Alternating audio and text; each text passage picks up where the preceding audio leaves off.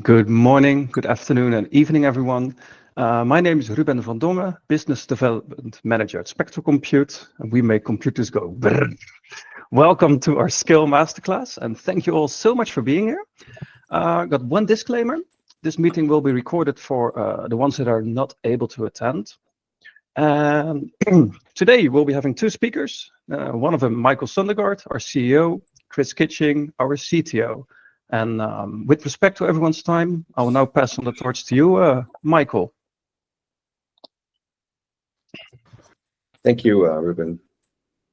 All right, I'm Michael, co-founder and CEO of Spectral. We founded the company back in 2018 after being frustrated with trying to make a video redaction tool work across GPU vendors. Originally, we tried using Hippify and contributed to it, but realized it wouldn't be able to automatically solve all issues with cross-vendor GPU programs. So since 2019, we've been working on Scale, which we announced publicly last year. We're an all-remote but Eurocentric company with a total of 17 employees and counting, mainly consisting of computer scientists. So thank you so much for your attendance. And as Ruben mentioned, we're recording this, so everyone on the list who signed up will get the full experience, even though they couldn't attend. So I'm really excited for today's agenda, and I really appreciate those of you who are here. Here's the outline for what we're going to cover. I'm briefly going to motivate and give some background. Then Chris Kitching will take over, so our CTO. He'll do a technical overview, followed by a practical demonstration, and then deep dive into some topics with using Scale, followed by a QA session. And please, with respect for the time, save your questions for that session at the end, if you would. So CUDA is the most widely adopted language and platform for developing GPU-accelerated software. It's really good. And there are thousands and thousands of libraries and tools, more than 4 million registered CUDA users, which in practice means the real number is way higher because most people don't actually register with NVIDIA. The developer experience has a really high baseline. The floor of the experience working with CUDA is simply very high. So because of this, it has broad adoption across major industries, from healthcare and life sciences to financial services to media and entertainment, scientific research, and AI and machine learning, of course. The legacy of CUDA is a continuing one. It'll remain with us for at least half a century, just like COBOL and Fortran, which are still to this day used out there in the industry for mission-critical applications. So even if the world of GPU programming switches favor to another new language, CUDA isn't going anywhere. What's the major problem, though, with CUDA? Well, it's vendor locked. And despite this, it's really hard to argue with the quality of what it offers. That's probably why people are still consistently picking CUDA for new projects, even at the cost of only supporting one GPU vendor with their products. So, introducing Scale. What we've built is a compiler and runtime environment that supports a superset of CUDA seamlessly on AMD GPUs for now.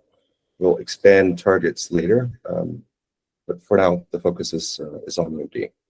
It's not an emulator, and there's no intrinsic overhead, except in some very specific cases where the hardware simply lacks transistors for a particular accelerated instruction. And this is something that's even the case within NVIDIA's own product lineup.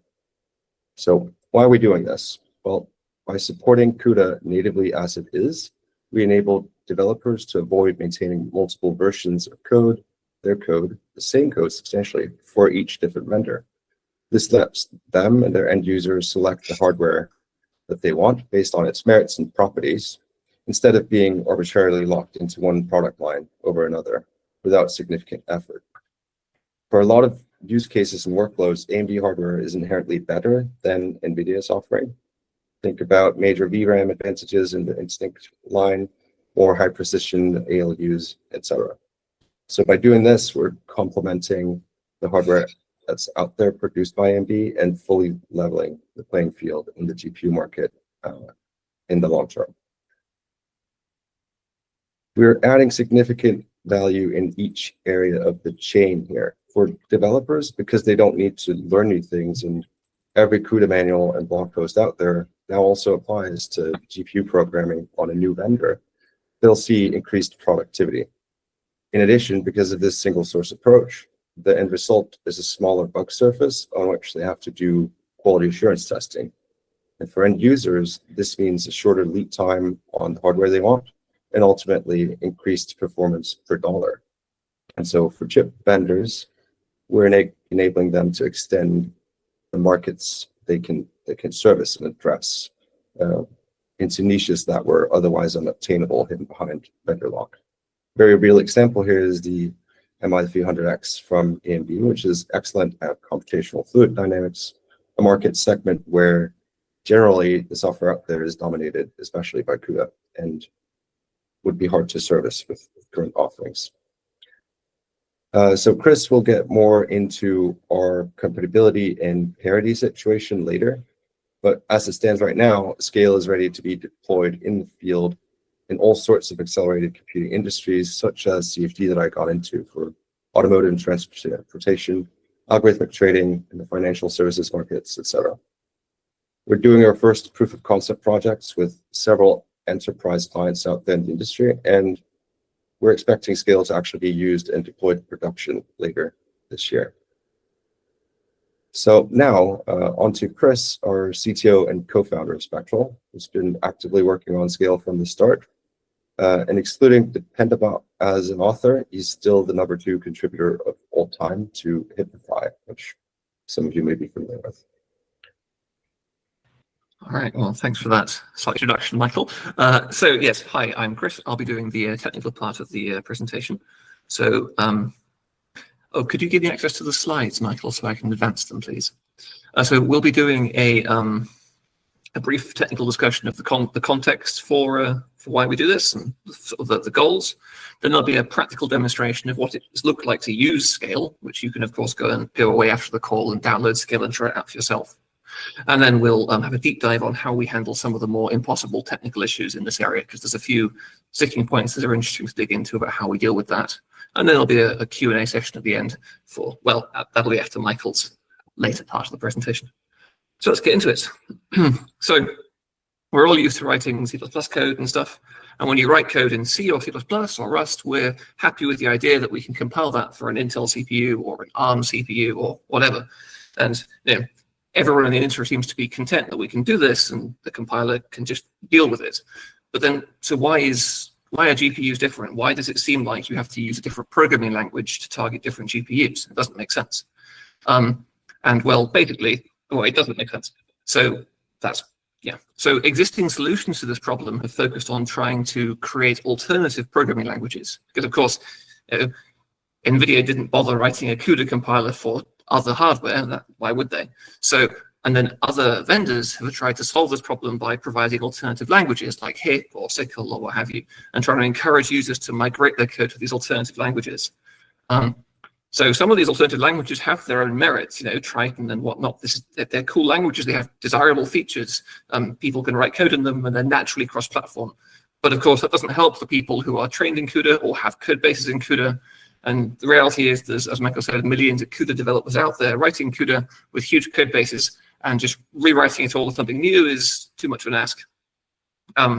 So this leads to what we call the compatibility tax, where people are adopting tools like SYCL and HIP, not because of their own merits, but because it's kind of the price of entry for playing with AMD GPUs or Intel ones or whatever.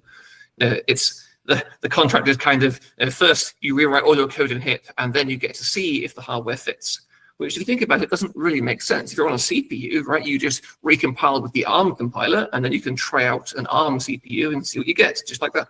You might end up adding some, if-def ARM, do this special thing, but you haven't got to rewrite all your code. It just works out of the box, and then maybe you tune it later. So why can't we just do that? So a partial solution to this problem that's put forward by AMD and others is tools like Hipify. If unfamiliar, Hipify is a tool provided by AMD that partially automatically rewrites your CUDA code into HIP, which is AMD language that's similar to CUDA. The trouble is, this doesn't really work in practice. Real-world CUDA programs have many issues that sort of derail these attempts to automatically translate the code. Funnily enough, we actually before we did this project, we actually tried to write a cross-platform CUDA project and use Hippify at compile time, just integrated with CMake to automatically port our code. Doesn't work. So real CUDA programs have things like inline assembly, which, what do you do with that, right? Hippify has no ability to handle inline assembly, and many of the things inline assembly does in CUDA are not directly representable in the source code. So what even would be the output of Hippify? It just doesn't work.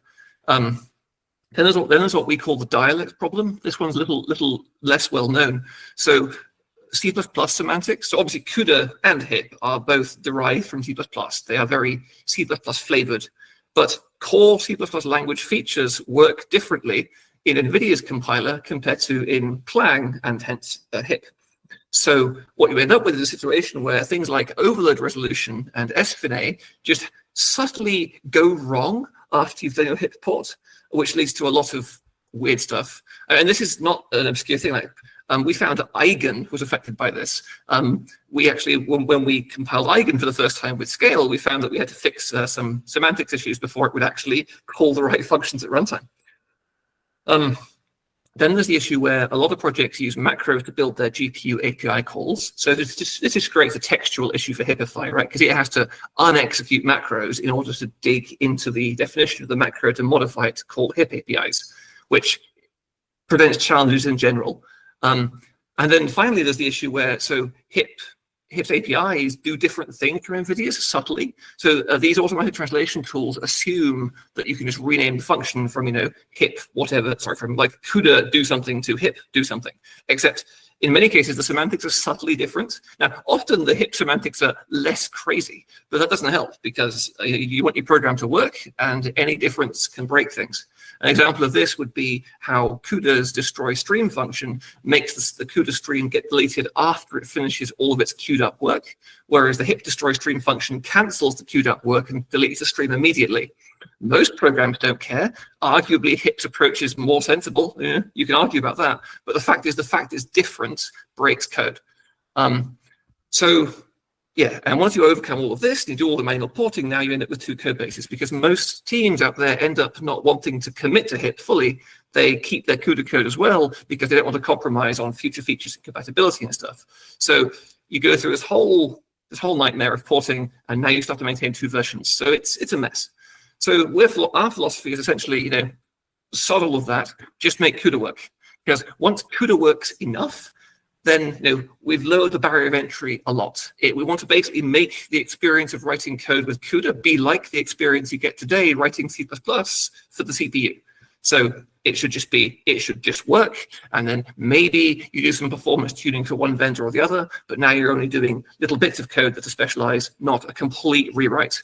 And so how? What do we need to do to achieve this goal? So we provide a NVCC equivalent compiler. So we have forked LVM and our compiler. It's called NVCC. It has all the same command line arguments as NVCC. It supports NVIDIA's wacky dialect of the language. All of that. It's designed to accept all existing CUDA is the idea. But because it is secretly Clang, you also get all of the cool toys offered by Clang, which in many cases gives you significant advantages because you get better diagnostics and stuff, better warnings, what have you. Then we have to provide the CUDA libraries and stuff. So we need the runtime API and the driver API so that you can actually talk to the GPU. So we've re-implemented all of those for AMD and other, and we aspire to do this for other vendors as well, but AMD is our first supported vendor. Then you need to write all the device-side library functions, all the CUDA math API and stuff. So we wrote all those ourselves in CUDA, because by writing them in CUDA, of course, they're now portable. Because we have a compiler that works with CUDA, we can port them to any future, we can compile them for any future supported target. And then finally, there's the closed source libraries that NVIDIA ship with CUDA, all your cuFFT and cuBLAS and cuSolver and whatever the next one is. There's millions of them. Well, AMD has done a pretty good job of writing those themselves. And you've got RockFFT and stuff. Those do broadly the same job, but with a different API. So for those, we just write shim code, or we rewrite the library, one or the other. Those are our two strategies. And then we validate that we've done it all correctly by cloning GitHub projects of open source CUDA projects and just building them and running all their tests. So in a sense, everyone's CUDA project is a unit test for us. So we steal your tests. So how does this actually work for users? Let's have a brief demonstration.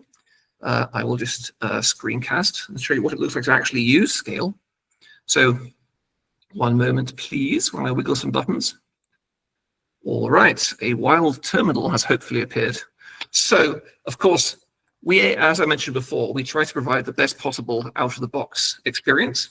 So, as of the latest release of Scale that came out yesterday, we have a new, extra easy-to-use way of doing it. So, we offer a sourceable shell script, which we call ScaleEnv, which works a bit like a Python virtual environment, if you've ever worked with those. So you just switch it on. You specify this is the AMD GPU architecture we're going to build for. And once you've enabled that, it has just messed with the shell environment and stuff to make it so that all of the shell commands that you'd normally use to compile for NVIDIA now compile for AMD. So our NVCC now, NVCC now is pointing to our one, which is now, and it is now appropriately configured by environment variables to just magically produce GFX 90A AMD binaries. So now the idea is that we can just build the project just like we would normally. You just follow the exact same instructions you'd follow normally for NVIDIA. So let's start with Hello World, because we always start with Hello World. So here is a very boring CUDA program. It's Hello World in CUDA. So you just NVCC that. It's building our NVCC, and then you can run it, and you get Hello World from the GPU. I should probably just prove that we're, this machine, whoops, one moment. This machine, of course, has only AMD GPUs, so I'm not just cheating. This is perhaps an important thing to start with. And look, there is no NVIDIA hardware here, so no smoke and mirrors. Let's do a more interesting demo, shall we? So let me just, suppose we want to do Whisper TPP, which is an AI, it's a machine learning project that does like speech to text stuff. So let's show the complete flow for how a user would take this from GitHub and build it and run it on AMD. So this is a CUDA project written in CUDA. So we have an empty directory, so we'll git clone.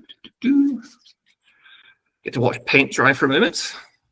Let's see if the live demo gods will be kind, shall we? So as before, we switch on Scale. So now we're in the Scale environment. So now NVCC is secretly the one for the MI210. And then we just do the CMake build like normal. So this, I believe, did they document how to do it? Yes, so it's, yeah, so just normal CMake. Oh, I can just cheat. So we just run the CMake build command. You'll notice that it detects CUDA as being the one from Scale.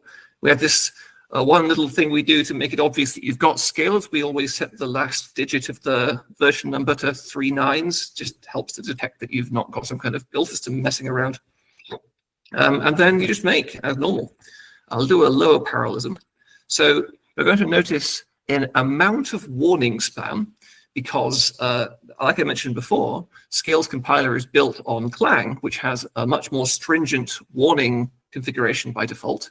So this is a feature in many ways. So of course you can disable the warnings like normal, but we regard extra diagnostics as being a useful thing because with NVCC you simply can't access these diagnostics. I just noticed I've made a mistake. Apologies. I should check out an actual release build of Whisper. Oh dear, that was awkward. Right. Anyways, now rather than waiting for this to compile, because it takes about 20 minutes because it's a huge project, we have one I built earlier. So like I was saying, we have a more stringent warning configuration because we're just getting that from Clang naturally. This helps detect issues that are present in CUDA projects that were missed by NVCC. NVCC accepts a lot of otherwise broken code. So what we do is, in cases where there's code that Clang would error on, we just make that a warning. And when there's code that's just a warning, well, we leave it as a warning. So yes, rather like in a TV cooking show, here's one I compiled earlier, hopefully. So this should hopefully exist. Yes. So this command we got off their website. They just said to run a quick demo, for a quick demo, simply run make base en. And so it's going to build some test code, and then it's going to transcribe some speech for us, hopefully.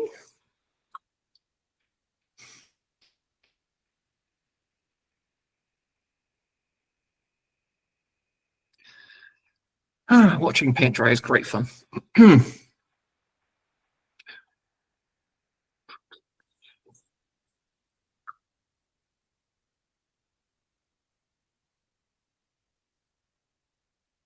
Oh, we have a question. That's great. So, oh, there we go. The demonstration passed. So, and there we go. So we just, so this is a sample audio file that comes with the project. It's just JFK's famous speech.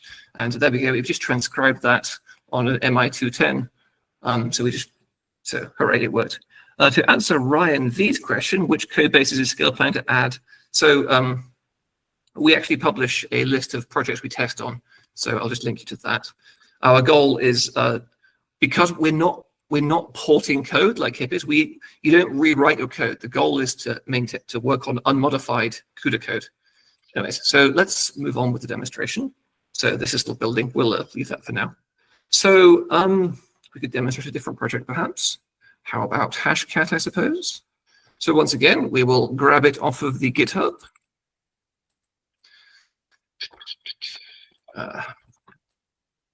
Actually, maybe in the interest of time, we should move back on with the presentation and dig into the technical part of it. One moment. Where has the meeting tab gone?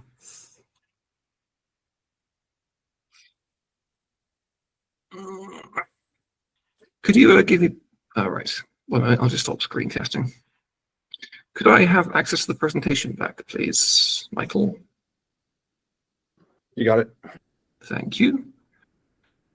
Why has the UI not appeared?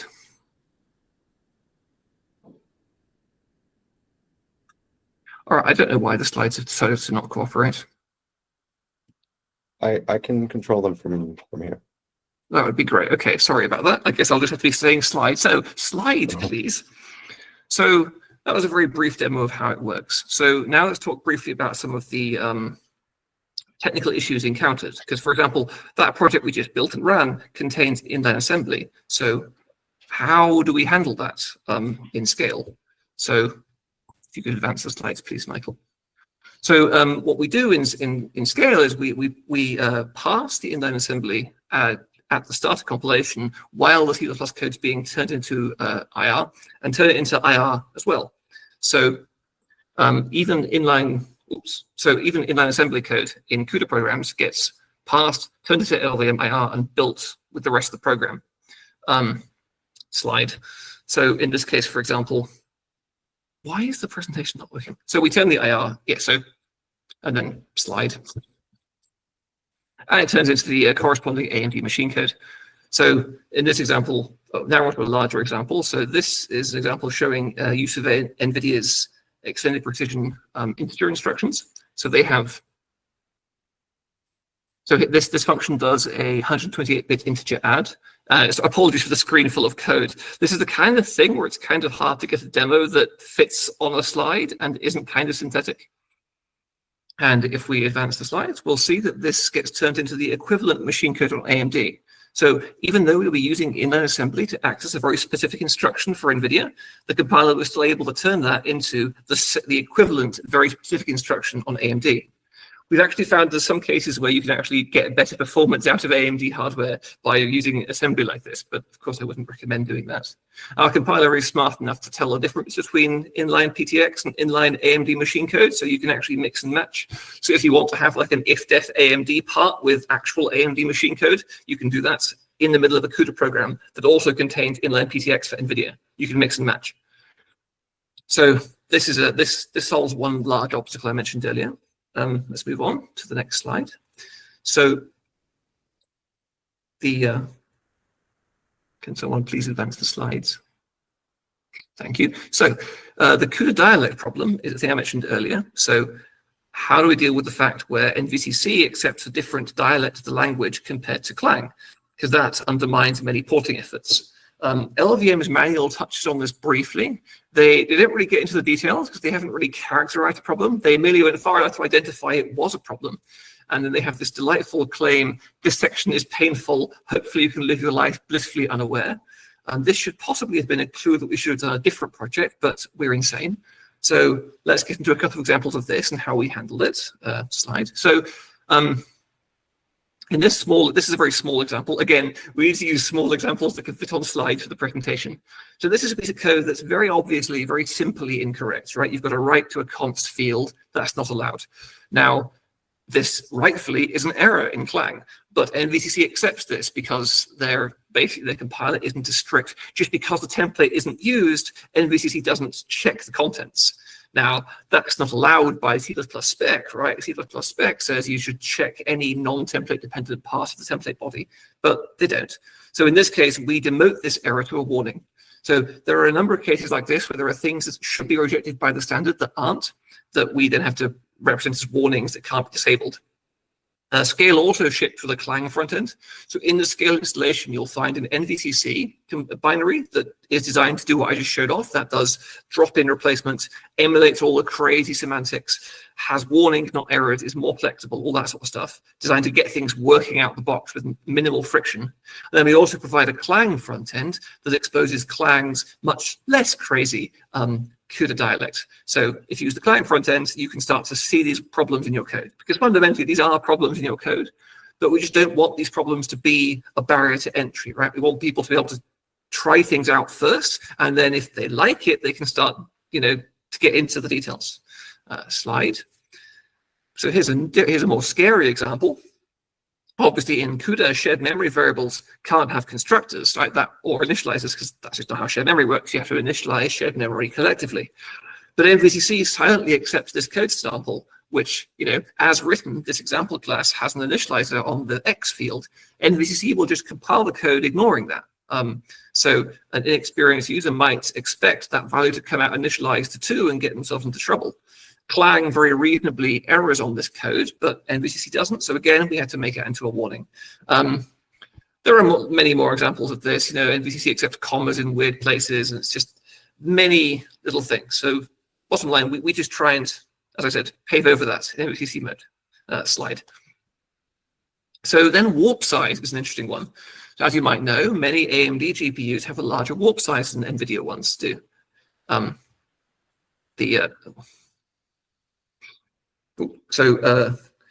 you might know, obviously all NVIDIA GPUs have a warp size of 32, but AMD ones vary. So although NVIDIA try and encourage users to write portable code, and NVIDIA provide everything you need to do this, right? NVIDIA provide a global warp size constant you can use to metaprogram. They provide APIs for querying warp size, and the documentation even encourages users to write their code in a portable way. Factually, no one really does that, because all NVIDIA GPUs are warp 32. So if you hardcode 32s everywhere, it still works. So dare I say, most CUDA programs rely on this assumption. And that's an obstacle for porting. How can we provide an out-of-the-box experience that just works when we have this problem? So we offer two solutions. By default, in NVCC mode, we emulate 2 warp 32s in each warp 64. So that's not as bad as it sounds. It turns out that you can do that with just a couple of extra bitwise instructions after each collective operation. So all this really costs is every time you do a warp shuffle or a ballot, there's a little bit of bit twiddling afterwards. On our performance benchmarks, there's no measurable impact to this. The cost is so low. And it just means that you can get an out-of-the-box experience where it just works. There is, of course, an obvious pathological case of this. What if a CUDA program sends every alternating warp down a different code path, right? That would cause divergence where it wouldn't cause that on NVIDIA. So that's the pathological case. We've so far never seen a real program that does this. We've seen lots of programs that send blocks of warps in different directions, but never ones that send like alternating ones. But of course, this is an imperfection. So programs that do that would need to use the other solution that we offer, which is native warp size mode. So in native warp size mode, the actual hardware warp size is exposed to your program. So the CUDA warp size constant is 32, all the APIs return 32, it is 64, sorry. So it exposes the real hardware warp size, and now you've got to fix it. But of course, that's a problem if you've got a huge code base. So we provide compiler diagnostics to help with this. So if you compile the example line on the screen, you'll get 2 warnings. The Scale's compiler will detect that Scale knows when a function is supposed to return or accept a value that represents a warp mask, and it will then warn you if your doing something that is clearly assuming a warp of 32. So in this case, returning the warp mask from ballot and storing it in int32 produces a warning because you've cut it in half, right? You've shaved off half of the type. And likewise, that mask argument is wrong too, because you've passed in 32 1 bits when you presumably wanted all 1 bits. So again, you get a warning about the suspicious value. These diagnostics even work in PTX. So no, and then we also provide solutions for writing portable CUDA. So in this case, you can use -1 for your mask arguments, because that is a portable way of getting all ones, no matter the size of the integer. And that works on NVIDIA. Their tools accept this. And we offer we offer a data type you can use for to store lane masks in your code, or you can just use auto. So this, we found in practice, this detects most cases where you've got these assumptions and makes porting very easy. It's worth noting that this kind of change to the code is the kind of thing that would likely be accepted upstream as a patch to the CUDA program. So even if you choose to take this path rather than the emulation, this becomes a small bug fix you can submit to the upstream CUDA project and have merged, and it's compatible with NVIDIA, and therefore much less troublesome than having to do a hit port or something like that. Anyway, let's move on. Okay, so that concludes the brief technical overview of a few of the harder parts of Scale. We have a couple of, so how do we evaluate all this? Let's briefly touch on how we do this. So I mentioned before that we test a wide selection of third-party projects. I actually posted the link to that on the chat now as well. So our strategy for this is, the CUDA documentation only goes so far. There are many properties that real-world programs use. So we identify these and prove compatibility by cloning, building, and testing as many open source projects as we can get our hands on. So we're slowly building a cluster of more and more AMD GPUs that we run these tests on. We're currently at around maybe 80-ish% coverage of the core CUDA APIs, hand waving. It's important to note that we prioritize functions not by based on what's used. So we don't just go through the manual in order or even in version order and just add every function. So NVIDIA is adding things all the time. Many of those things are kind of niche or, dare I say, not so interesting. So we, by starting from a project and seeing what it needs and then building the APIs around that, we're adding things in kind of a popularity order rather than just a linear order. And it allows us to get things working more quickly. We had our first working project went long ago when we were only on about 20% API coverage. Because like I said, most projects only use a very small fraction of the CUDA API. It's not to say it doesn't have value, but it's just a way of getting us working. And just pointing out that counting functions is not the best metric to be using. How does it perform? So short answer, pretty well. So obviously comparing performance to NVIDIA is a tricky one, right? Because the hardware is different. You have to do lots of statistics like try and compare the equivalents. You can do that to some extent. But a comparison that's more direct is we can compare directly to HIP, right? We can build the HIP version. We can build the HIP version of a project, if there is one, on the same GPU and then compare that to Scale's version. And it's a way of testing if we are adding any significant overhead. Because of course, both HIP and Scale are compiling directly to AMD machine code, so the performance should be broadly the same. Of course, we have a different compiler, we have a different implementation of the runtime libraries, so that's where differences start to creep in. So if we're around HIP or faster than HIP, good. If we're slower than HIP, then we have a problem to deal with. So as you can see, we're used on the Rodina benchmark suite. The graph on the screen is from the Rodina benchmark suite. It's a benchmark suite for common high-performance compute workloads. We ran that on an MI300X on RunPod. It's a rental service and got some reasonably good numbers. I would just add the more dramatic numbers on this chart are probably due to our compiler doing a better job of avoiding register spills. The more modest wins are probably API enhancement. Like we have a few areas where we're a bit faster than HIP in some of the runtime APIs. And the slowdowns, there are a few areas where we're not so good as HIP on the runtime APIs. But we're always comparing to them to keep, make sure that we're not falling behind. Slide, I think that's the end of my content now. If we could, yes. Oh, this slide is still here. This slide's not supposed to be here. Is it? No, it is. We're doing the Q&A session now. Okay. Sorry for that. All right. So any questions? Ryan has one by text. Okay, so yes, you can file issues on that page. Please do.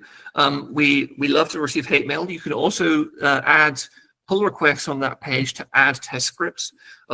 No project is too unimportant, as it were, because every project, even like if it's just some random personal or student project, has the potential to expose real compatibility issues that we care about. So if you have a pet project or a favorite project, feel free to write a build script, add it to that repo as a pull request. We'll be thrilled to have it. And likewise, if you run into issues, file them. Like, I guess the gold standard would be if you submit a test script and file issues, then we can very directly reproduce it in our test environment. We are intending to publish performance benchmarks in the near future. So up to this point, we've been focusing very much on compatibility rather than performance. We've done very little dedicated performance work. Even so, our perf has come out pretty well. It's not to say we have low performance, it's just that things need to work first. So our efforts have been focused very much on expanding compatibility. Our next release, we're focusing more on the performance side of things, really trying to optimize some of the sticking points. But the release we put out yesterday is already a huge performance jump compared to 1.2. The previous release was actually quite slow compared to HIP most of the time. The release from yesterday is now, we've properly caught up and pulled ahead in a number of areas. I would say the #1 performance issue that you can probably see in our current release would be surrounding the matrix multiply instructions. So this release does add support for the MMA instructions in CUDA, but we don't use the hardware acceleration very well. This is because we need to do more compiler work to really achieve that. As you might know, the matrix multiply hardware on AMD versus NVIDIA has different layouts. So if unfamiliar, both architectures have instructions that do a matrix multiply, but they have, and they take the inputs scattered across the threads in a warp, right? So the input matrices are stored collectively, spread across the threads, and then they all do the map mul collectively.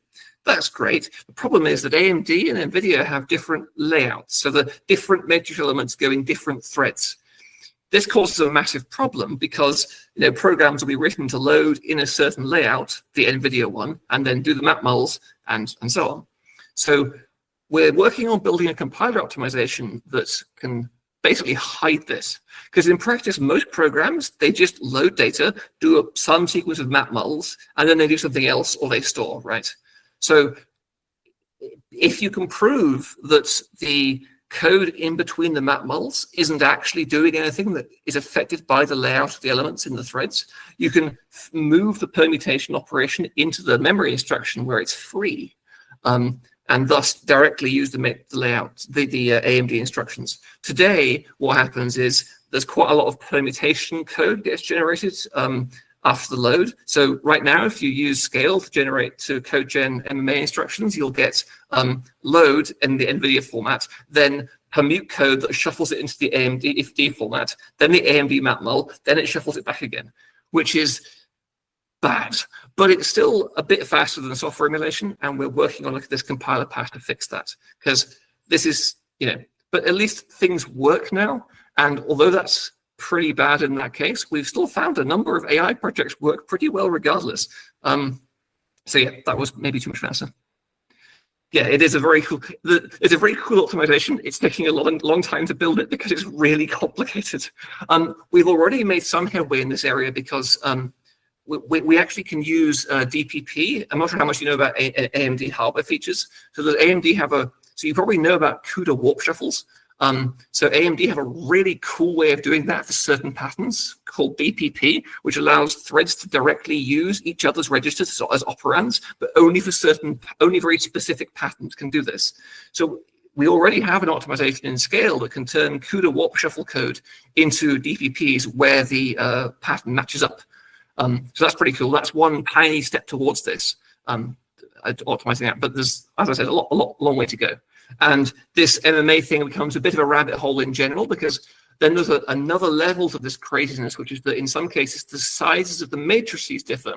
So we're also working on optimizations that can do things like tiling, basically. So if the CUDA requested map mul is of a certain size that AMD has different sizes for, you have to combine multiple MMA operations into one to use the AMD hardware if the size is larger. Yeah, our philosophy overall, right, is compilers. Because if you think about it, right, this stuff might sound like a crazy hack, but think about what's happening when you compile your C++ code for CPU, right? CPU architectures differ by at least as much anyway, right? So the compiler already does all this kind of crazy shit to hide the differences between ARM and Intel and what have you at the hardware level. So we're just doing more of the same, you know? Anyway, was that all the questions? Oh, ETA and more repos. Well, every release we add more, we're always adding more, and you can help us by adding more. Because again, you know, that list basically represents all the things that we've tested, right? But there's a limit to how many things we can. Basically, the limiting factor is the amount of typing involved and finding projects to test. Because I'm sure there's lots of random CUDA projects in some random industry I've never heard of that I've not seen, right? If you know about these projects that aren't on the list, contribute them or just mention them or raise an issue. Because, you know, I'm sure there are lots of things that work that aren't on the list. It's just because we haven't found them and tried them out. So, yes. Any more questions? No, the compiler is not MLIR based. So the reason, well, basically this is for basically the same reason that CUDA compilers aren't MLIR based. MLIR really shines when you're doing a higher level of optimizations. So MLIR is really good if you want to represent your program at not the low level like this instruction, then that instruction, right? Like how CUDA code works. MLIR is a really good tool for saying, you know, the bigger picture. This matrix multiply, then that batch norm, then whatever, right? And then optimizing at that higher level for machine learning or other things. And it's great there, but it's fundamentally at a different level of abstraction to where we're operating, right? We're taking in CUDA code, which is sort of orthogonal, if that makes sense. So our compiler is, it's built on the, so the backend is the same backend that is used to, upstream LVM already has a backend for AMD GPUs, so we use that. We've made modest tweaks to it, but it's broadly the same one that's used by AMD and HIP. It's the open source one. The middle end is the usual LVM IR optimizer. Again, we've added some custom passes on that. LVM is there isn't that much in the way of GPU-specific optimizations in LVM at the moment, so we've been exploring that underexplored field somewhat. And then on the front end, we have just modified the semantic stuff to do the crazy CUDA shit. Another question's come in. Suggestions for an AMD workstation GPU for local development with scale compiler. So what we use in our cluster is the Radeon Pro W7800. So I guess if you want the absolute best support, the one we have the most copies of in our current test cluster is the Radeon W7800, which seems lovely. But yeah, we're always working to try and expand hardware coverage. Yeah. On that, by the way, we do support we support the same set of CUDA features everywhere. So, for example, the matrix multiply stuff works everywhere, even on hardware that doesn't have any hardware acceleration for it. Obviously, it's very slow in that case. The compiler just generates software emulation, but we're a firm believer that, you know, making the code work is always step one, right? And if someone can run their code on their, you know, cheap GPU, then they might actually think about buying a nice one. But if the code doesn't work at all, then they won't even try, you know. Good question. Fat binary support is still in development, but it's broken mostly for stupid reasons, not for fundamental reasons. The reason that the fat binaries don't currently work is because we're actually trying to kind of be a bit more ambitious. We want to make cross-vendor fat bins. So we're actually working on modifying how LVM's fat bin support works to allow NVIDIA and AMD device binaries to coexist in one binary. So that work has kind of got stuck. So we're basically writing our own device linker. It's become quite a large project behind the scenes over here. We're basically writing our own, it's based on the LVM linker. So we're making a new device linker based on the LVM linker that will do like I said, cross-vendor fat bins, and also a bunch of other niceties like LTO and stuff.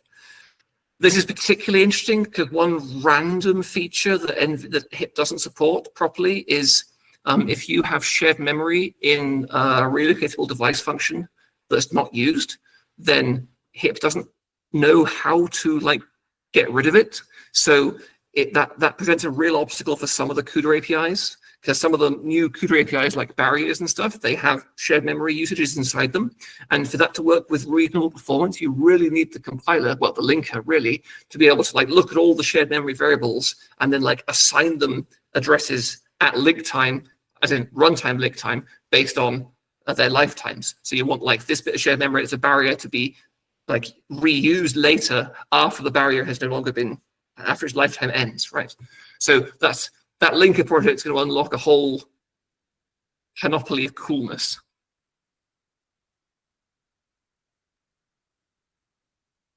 Well, so so new question from Ryan. So we hope to support non-AMD targets. Trouble with supporting, when you say supporting ARM, so on the CPU code, of course, works on ARM. So when we say we support AMD, we're talking about the GPU support. The CPU code can be any architecture that is currently supported by LLVM. Well, that's not true, actually. We have to recompile. Sorry. We could compile a version of the scale host code for ARM, but we don't currently ship that. So if there's demand, we could make that happen. So wait, so you want to connect an AMD GPU to a Raspberry Pi and then run scale on it? Is that the idea here? I hadn't even thought of that. That would be awesome. Okay.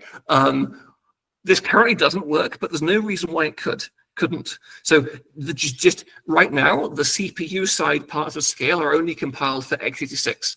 But it's all written in C++, so we could just cross-compile for ARM, and like that would be doable. So if there's demand, we could look into that. Of course, the GPU code, we're not going to be running the device code on ARM anytime, of course. Okay, that sounds like an incredible project. I love it. We need to do that. I'll see if we can find like an intern to do that or something. Love it. You're insane. Okay, any other questions?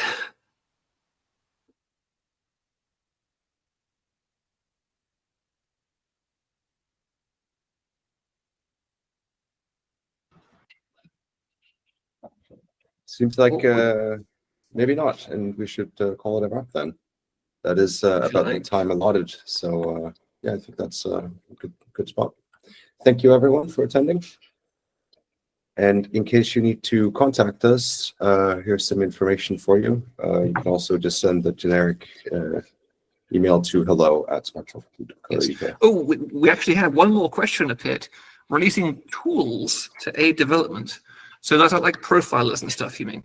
So our goal is, so this is actually another reason why the linker projects become very important. So so things like profilers, they're a bit annoying because they're inherently very vendor specific, and vendors don't often do a good job of documenting things like performance counters and stuff in the hardware. So what we're aiming to do with the linker work is make it so that AMD's existing profilers will work with our binaries, because right now our binary format is quite different. So we have to figure out a way of retaining our binary format's benefits while also allowing AMD's profiler and debugger to work reliably.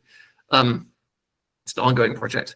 And then more generally, can we envision a unified profiler? I'd love to see that, but I think that neither NVIDIA nor AMD publish enough information to actually make that really work. Which is annoying because well, on the one hand, AMD's profiler isn't very good, frankly, and NVIDIA's stuff is all closed source, and there's probably licensing restrictions. So I'm not sure if that's something we'll be seeing anytime soon. But at least we can get the existing tools to work, which is a start, right? That's not the best answer. All right, yeah, let's wrap it up. Thank you, everyone. Bye. Enjoy the rest of your day. Cheers.